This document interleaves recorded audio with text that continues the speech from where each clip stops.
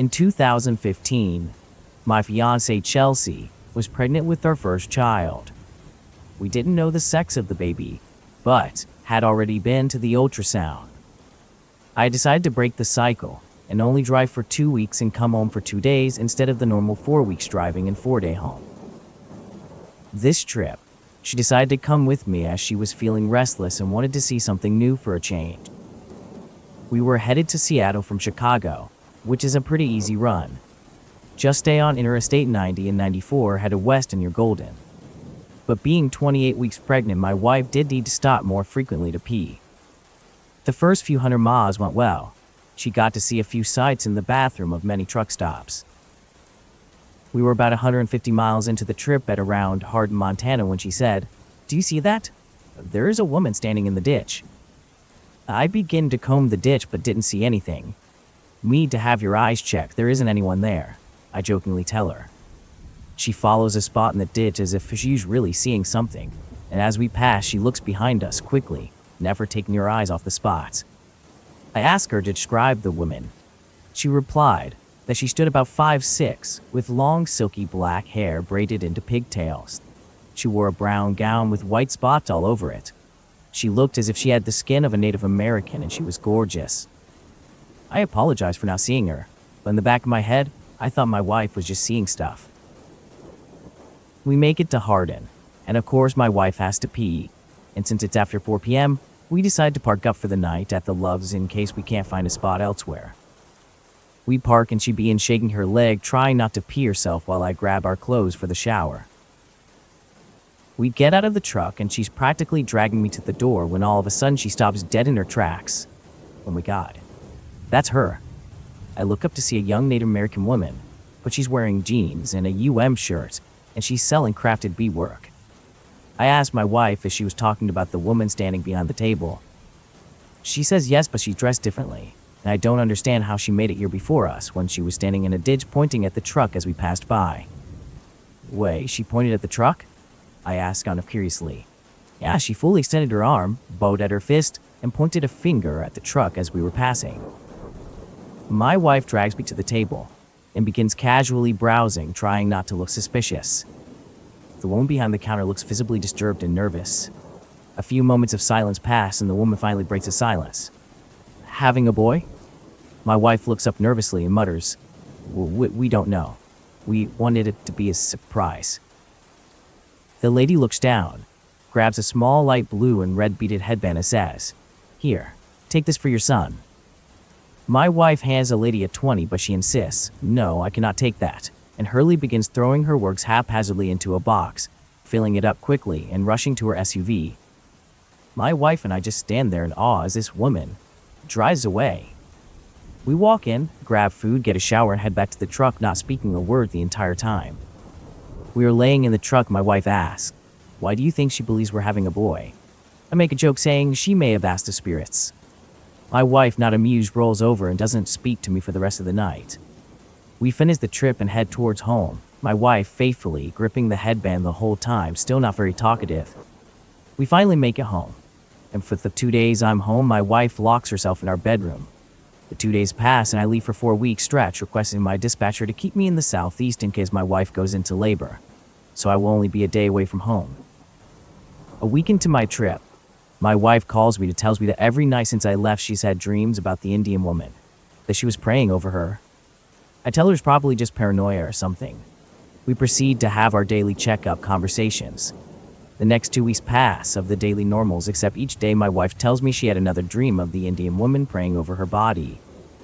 Then one day, I get a call she's in labor. I quickly call dispatch, who have me drop my load and another driver and drive home. I get home just as the baby is getting ready to come out. As soon as I walk through the door, the doctor says push and the baby slides out almost effortlessly. And to our shock, and to the doctor's surprise, he says it's a boy. His first baby pictures were taken with the headband. My wife and I still don't know how the woman knew or even knew who we were. But in case she's listening, we thank you for the headband. And if anyone can explain all that, please do.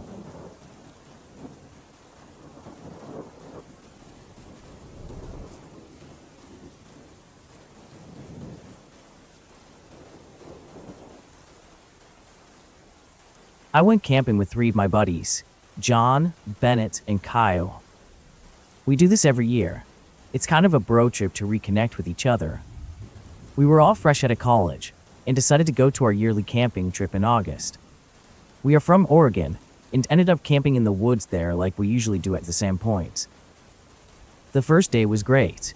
We set up our spot, explored the area, and by the time the sun was setting, we set up a campfire and made dinner. After a few too many beers and some s'mores, we decided to go to sleep. It was a perfect way to end the day. Our second day was basically the same thing. Hiking, food, one too many beers. But this night, we ended up being not so perfect. I remember watching some videos on YouTube, and we were laughing and it was interesting. As we finished the rest of the beers, we were wrestling around with each other like guys do, and John stopped messing around and froze. Everyone was confused, but John claimed he heard something nearby. I told him it was most likely a squirrel, and he said, no, it was most definitely not. He was scaring me at this point, and I decided to resume the tackling session and I took him down. We forgot about the whole thing until about 10 minutes later. We were tired from wrestling and joking around, so we decided to put the fire out and head into the tent. We had a 6-person tent for anybody wondering, so we were all in one tent. Just as our only light source, besides our flashlights, went out, I heard a slight cackle. I assume it was one of those boys because we were all clearly a bit buzzed, so everything is fine. I wanted to see what was so funny, so I turned the flashlight directly into Bennett's face. I thought he was the one laughing. Bennett's face was white as a ghost. He looked at me and said, "Did you guys hear that?" I said, "The laughing?" and Kyle said, "That wasn't you." We were all shaken and decided to go into the tent, silent. As we got into the tent, I pulled out an axe that I used to cut the wood. It was the only source of protection we had. I was on the very end of the tent with Kyle and John, and in the middle was Bennett. We were all silent, but I knew we were all wide awake after hearing the laughing. We weren't exactly at an actual campsite, where there were other people around. We just walked into the woods, found an open spot and set up camp here. We were about a mile from our car with barely any cell signal, so I guess you could say we weren't exactly in the safest position if there was a crazy maniac around. I got tired, so I dozed off. I have no idea how long I was sleeping before I heard laughing again. It's hard to describe other than it sounded menacing. It was frozen, and I didn't move. I didn't even try to look over to see if my buddies were awake. The axe was under my pillow. As I mustered enough strength to move to get the axe, I saw what looked like someone's finger pressed up against the tent, circling around the tent. Someone was definitely outside, walking around our tent, laughing. When they got to the front part of where the tent entrance was, they stopped. About 5 seconds went by before the person furiously shook the tent and screamed. That's when I knew my buddies were awake as well, because Kyle screamed like a little girl right after. Whoever was behind the tent laughed and again walked off. We laid there the rest of the night, wide awake and definitely sober. We didn't want to move out of pure fear that whoever was out there was still there. When the sun came up, we packed up everything and walked back to our car. We still go camping every year, but this time we go to legit camping sites. I now bring a judge or a gun with me, and not just an axe. Whoever was outside our campsite could have easily been a deranged homeless person, psychopath, serial killer, meth head, or just an asshole playing a prank on us. But I sure as hell won't camp in a rural place anymore. Stay safe out there. It's a dangerous world we live in.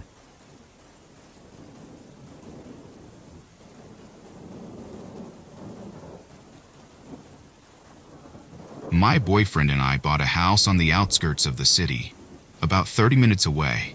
20 minutes further than our home was an abandoned army base, where a lot of kids and young adults would explore, and everyone said it was so creepy. That was right up my alley. The thing about the base that it was back in the day, it was used as an army base, with the main headquarters on a tall hill, and below were homes used to house the military families. Also, there was a school, church, recreation hall, and community center down below where the homes were. What made this place so weird was that everything was abandoned in the middle of nowhere, except for the homes, which were still being used as low-income housing. To top off the creepiness of it all, every home had a tunnel going from the basement up the hill into the main base. Now those tunnels are filled in with cement, keeping people from using them, but still pretty creepy. My boyfriend had lived there for a brief time with his mom, brother, and 2 sisters when he was about 14. Him and his sisters have stories about seeing things in that house, including a small girl running through the hall of their mom's room. When my boyfriend got up to check, it wasn't either of his sisters, as they were still in bed, and there was no one in his mother's room. But I digress. One night, we were at our home with a few friends sitting around the fire pit, when someone suggested we go check out the base. It was around 11 p.m., which was a good time to go, but you had to be sneaky about it. There were people living at the bottom of the hill, and they would often report you to the police for trespassing. Narcs. I had never been there, and I was very excited to go. I had heard all the stories, and I had wanted to go for a while. We all piled into our French truck, 5 of us, and headed over. Once we got there, we had our lights turned off and quietly drove into the recreational hall parking lot. We were getting our nerves together to go out and head up the hill, passing out flashlights and looking around to make sure there was no one watching. We would have to sneak out of the truck and quietly run up the road until it reached the part that had some good tree cover. Just then, someone said, "Hey, what is it light?" We were all looking up the hill and through the bushes. We could see a little light bouncing around. If we could see it for a few seconds, and then it would be gone beyond the trees, then it would be back and then gone again. Finally, it was gone for good. We decided, yeah, it was weird, but let's go anyway. Just then, at the road going up the hill, where we were going to be going, just as the part where the trees cleared, we all saw something. We couldn't decipher what it was. A person? A shadow? It was moving. It was coming down the hill towards us. Then we saw was 3 things. Shadows. People or whatever. These 3 shapes looked a lot like soldiers. They each had what looked like rifles resting on their shoulders as they were walking. It was so dark all of us were freaking out. "That looks like soldiers," someone said, followed by, "Are they carrying guns?" We were at the army base and were all seriously considering that this was maybe 3 ghost soldiers. When they got closer, we realized they had something on their faces. It was gray and white. As they came closer, it was skulls. They had skulls for faces. At this point, we were all freaking out. They got close enough, still walking down the hill, for us to realize that they were 3 men, large men, not ghosts, holding baseball bats over their shoulders, with black hoodies and skeleton Halloween masks on.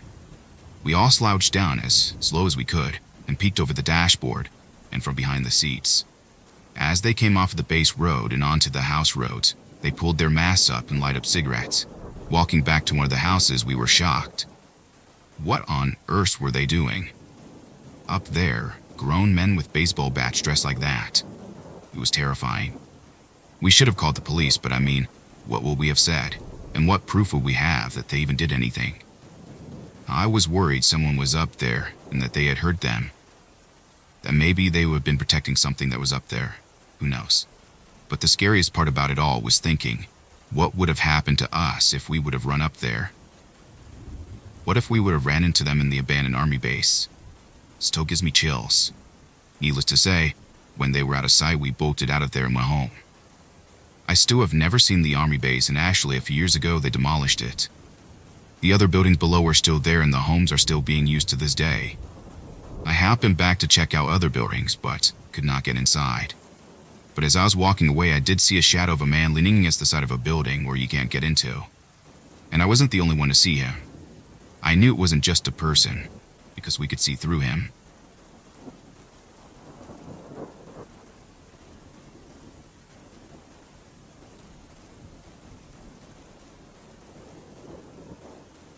Me and my partner are both 26, and this happened about 6 years ago.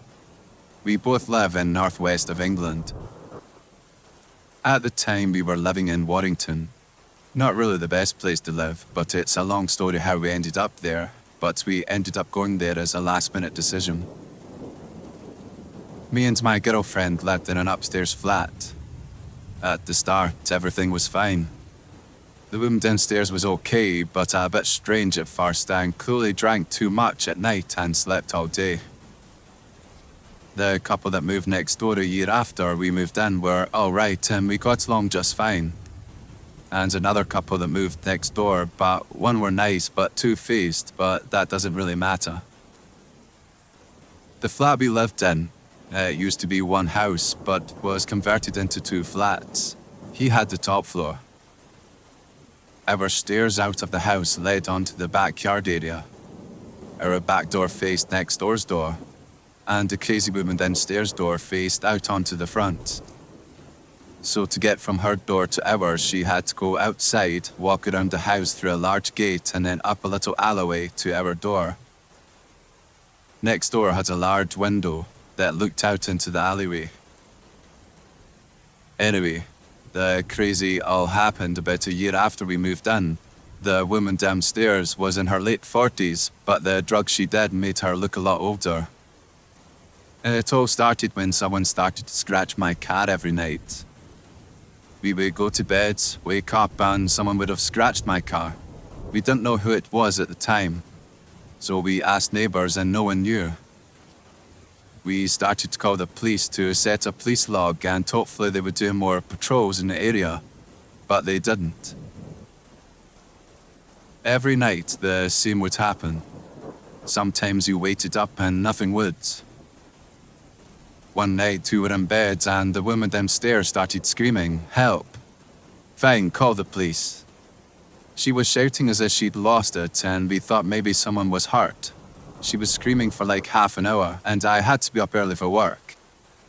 Me and my missus thought she needed the police to help, so we called them and they turned up. But she went quiet. The following day after I got home from work, the woman downstairs went out and gave me the death stare as she left. I went upstairs and didn't think anything more about it. Later that night, there was an almighty crash downstairs.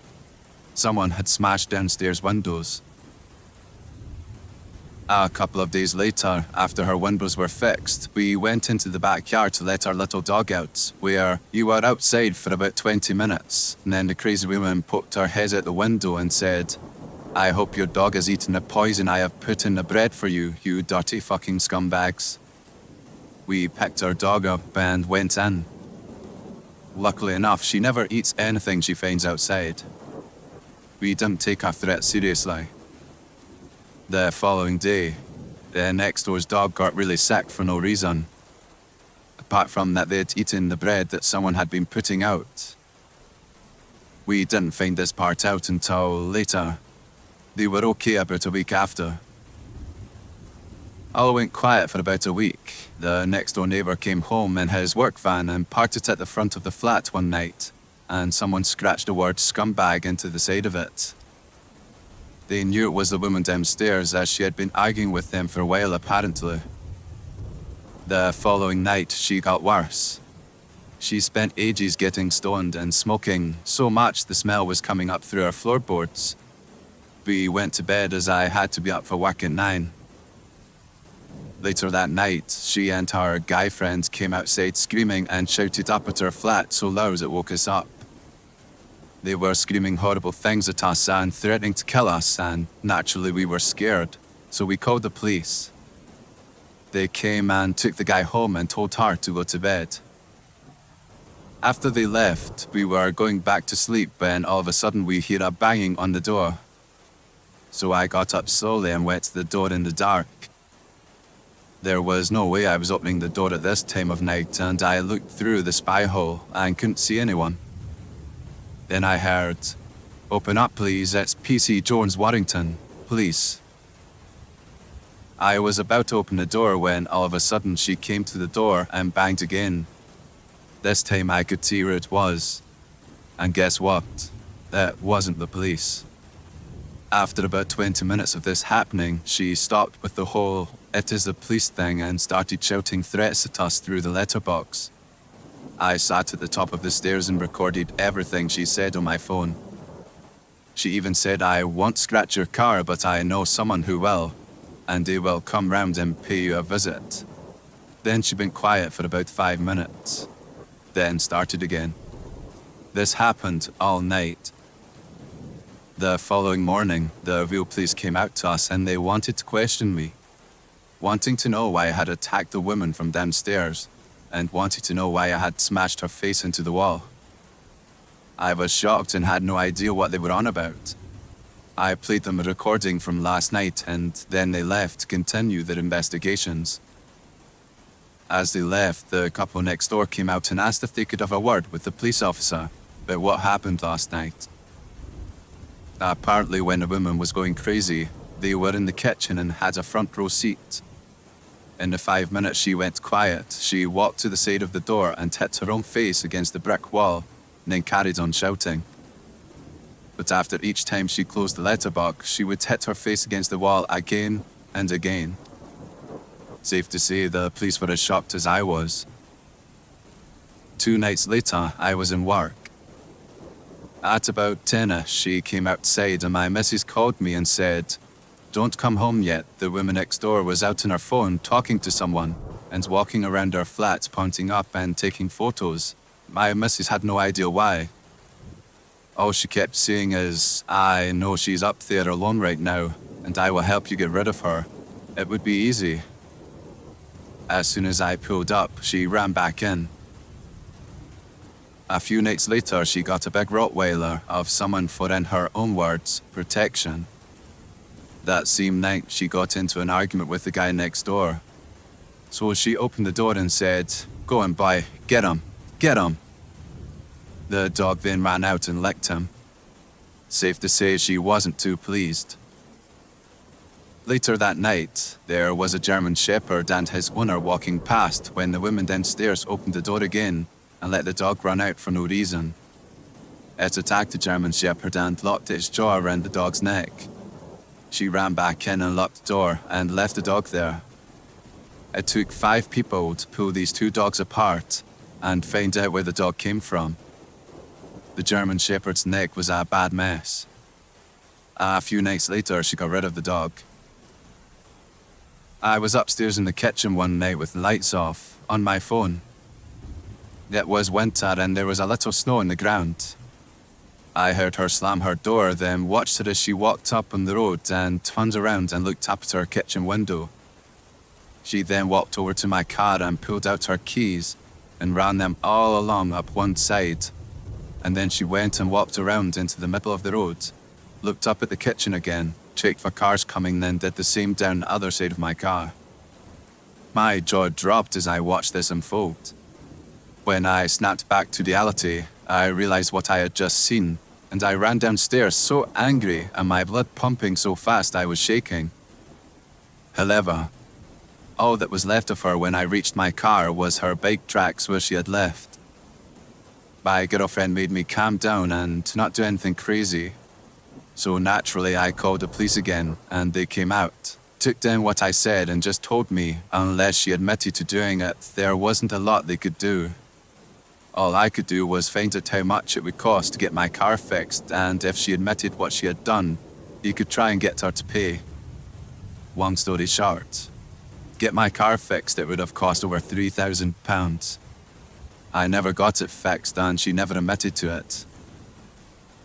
Not long after this, we moved out and lived with family for a couple of months, just until we found somewhere else. We couldn't take it anymore and we moved our stuff out into a van with the help of family. She sat in a bedroom looking out the window at us every now and again, like she had done nothing wrong. This woman was totally crazy. When I was growing up, I didn't think anyone was that bad and that everyone should be given a chance. But this woman changed everything I believed in. Just as a word of warning to everyone, never trust your next door neighbor because you never really know what is going on behind closed doors.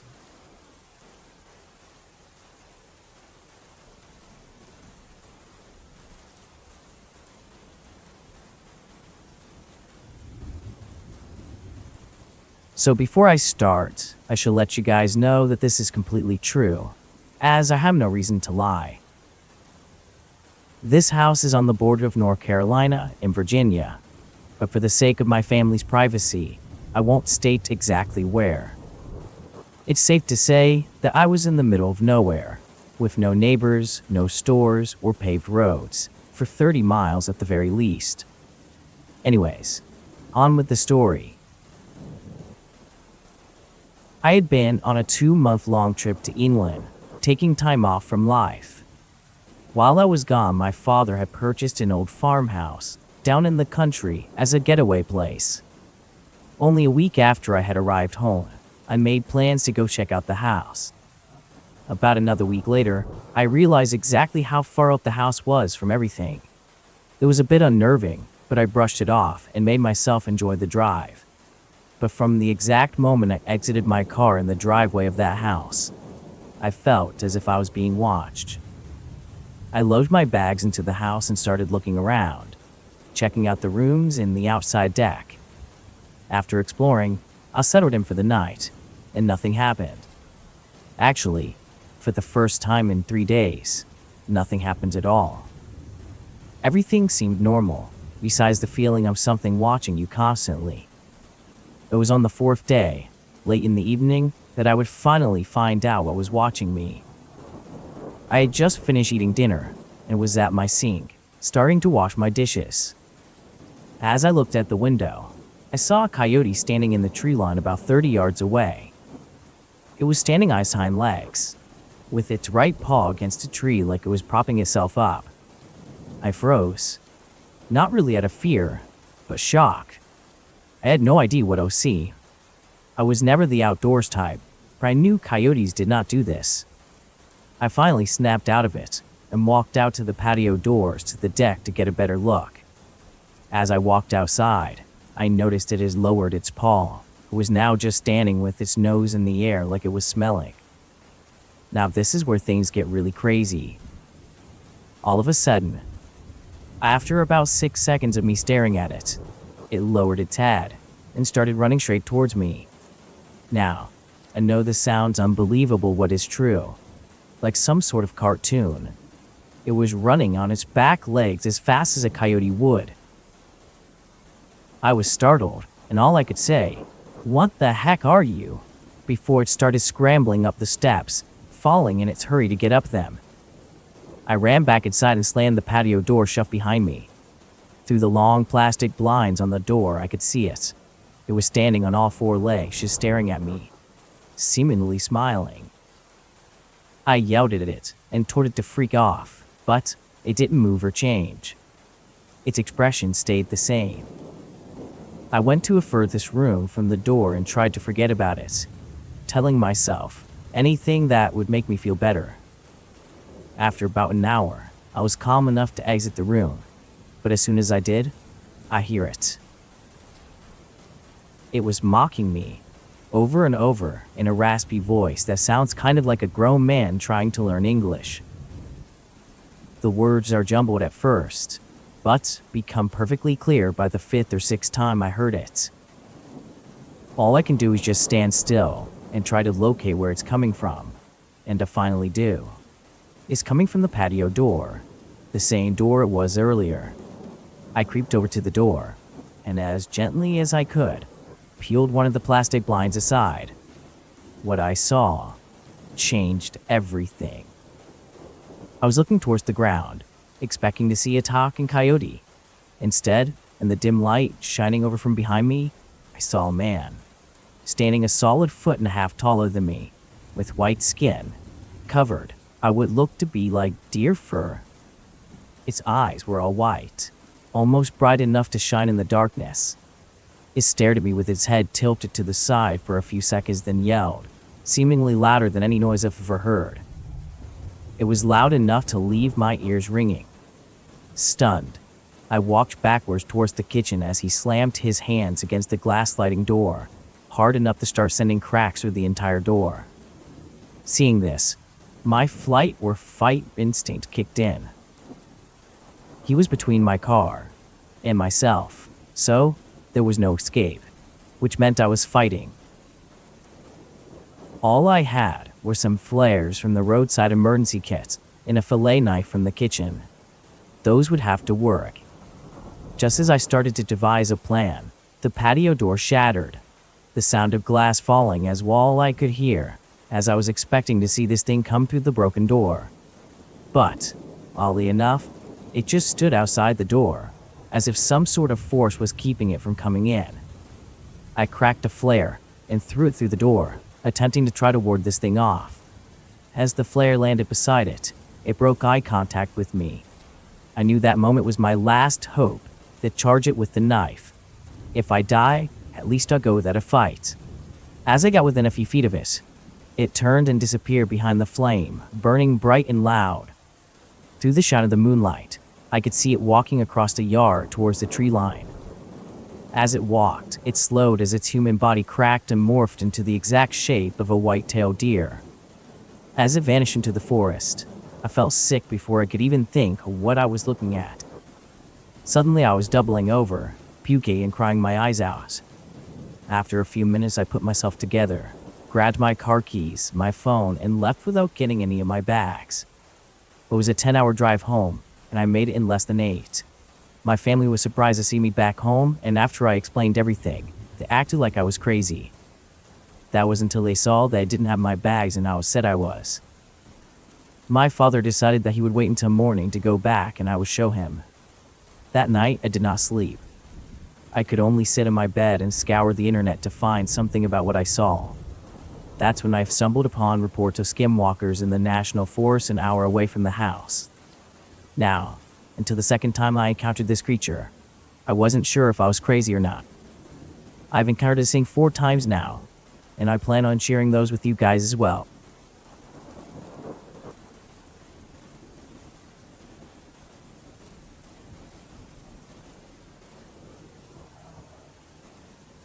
The place where I used to live was quite literally in the middle of nowhere. And when I say nowhere, I mean that we could not see any neighbors for as far as we could see, and we were completely surrounded by the woods. Not the small patch of grass and maybe a few bushes as some people have behind their houses, but an actual dense forest filled with towering trees. But enough of the description and on to the story. So, this one day, one of my cousins was staying over at my house for a little while, and I had a not-so-brilliant idea to show him this random trail in the woods that I'd found. He didn't used to be the adventurous type that he is now, so I kinda had to force him to come with me and venture out into the deep forest, beyond the safety of my house. So anyway, as I was practically dragging him along, we finally got to the area I wanted to show him. Well, as it turned out, getting there was not too hard, but the truly hard part has yet to come. Long story short, I didn't know where to go next, and my cousin was absolutely no help as he was already going into panic mode. So, as he was freaking out and crying that he was too young to die, yes, he actually said that, I was already trying to be more calm and figure out what to do next. Don't get me wrong, I was scared too, but I knew that feeling of freaking out would get us nowhere fast. So anyway, we were forced to walk a few miles into actual civilization again. We argued frantically, and my cousin said that we should go both separate ways. But I'd seen enough horror movies to know that would not end up well. So, we decided just to stick together after all. We eventually came across another house. We stood there for a few minutes as if we had never seen a normal house before, and after the initial shock wore off, we began to debate what to do. I don't actually remember if the door opened or if one of us actually had the courage enough to take a knock. It was all kind of a blur from there on. If I remember correctly though, there were 2 random guys inside, and one of them finally opened the door. We told them our situation, about how we were lost, and they offered us to use their phone. I didn't have a phone back then, and apparently my cousin was not working or something like that. They also offered us to come inside and have water, so my cousin went in, and I was kind of reluctant. The number 1 rule was to never go anywhere with strangers, and to never take anything that they offer you. Well, at least, he was okay in the end, I guess. We managed to call my mom, who was still back at the house, and who, by the way, had never even noticed that we were gone, for literally hours. Very attentive, right? Well, I didn't actually think for some reason that giving her our exact location would be helpful, so I think it was either my dad or our grandma that picked us up, and I don't remember really. Well, we both made it home safely, and my parents made me write a thank you letter to the guys that helped us. So to both of them, if you're listening to this now, thank you for helping us. And let's hope we never end up in that situation again, getting lost in the woods.